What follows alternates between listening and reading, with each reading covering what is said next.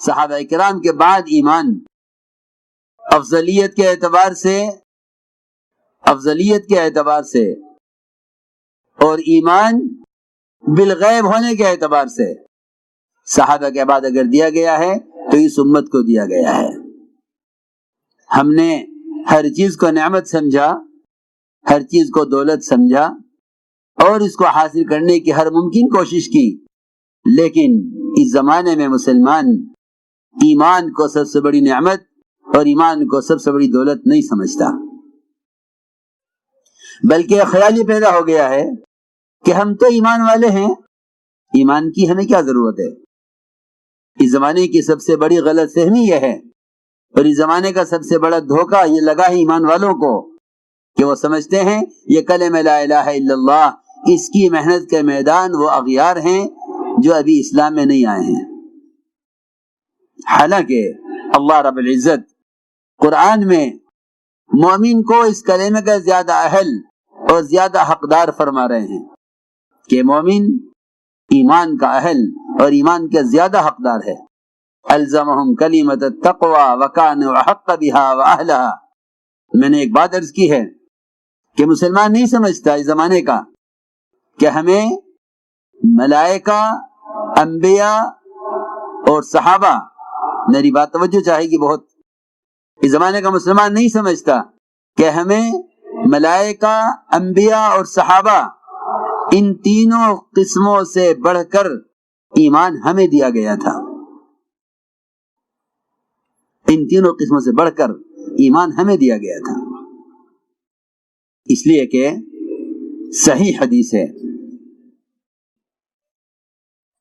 میں یہ بات اس لیے کہہ رہا ہوں کہ اس وقت مسلمان جتنا ایمان سے غافل ہے، اعمال سے بھی اتنا غافل نہیں ہے جتنا ایمان سے غافل ہے۔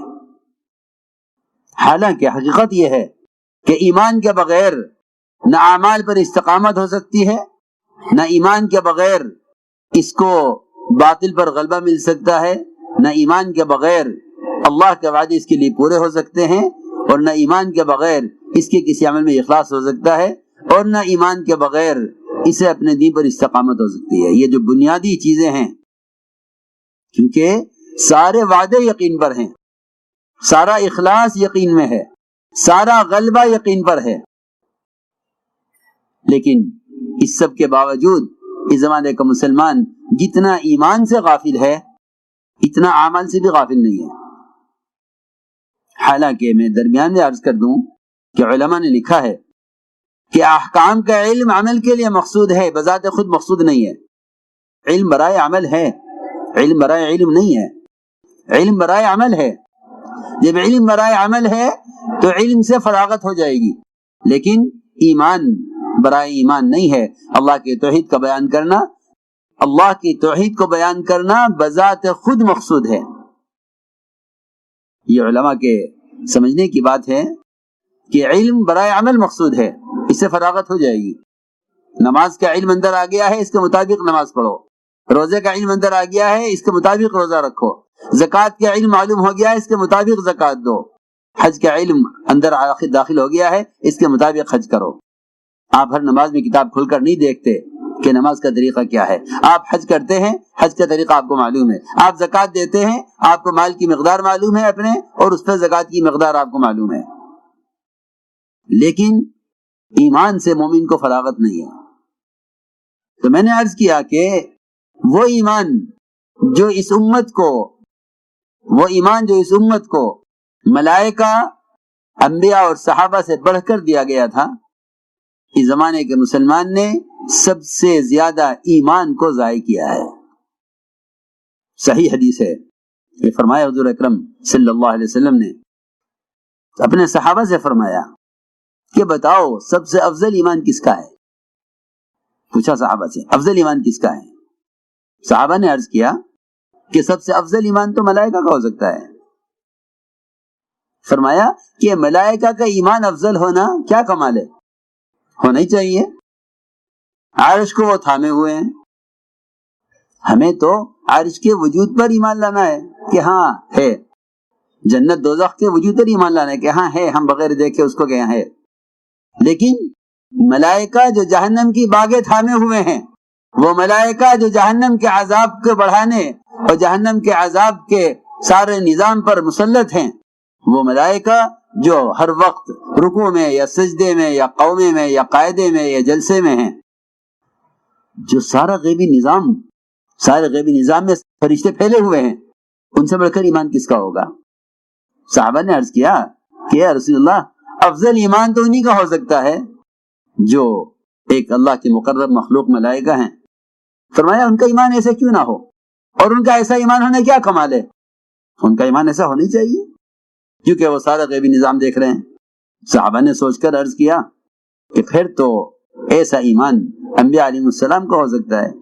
آپ نے فرمایا انبیاء علیہ السلام کا ایمان ایسا کیوں نہ ہو، انبیاء کا ایمان ایسا کیوں نہ ہو کہ ان پر وحی آتی ہے، ان کے پاس ملائکہ آتے ہیں، جبرائیل وحی لے کر آتے ہیں، پھر بعد انبیاء علیہ السلام کو آسمان پر اٹھایا گیا، سارا نظام انہوں نے دیکھا۔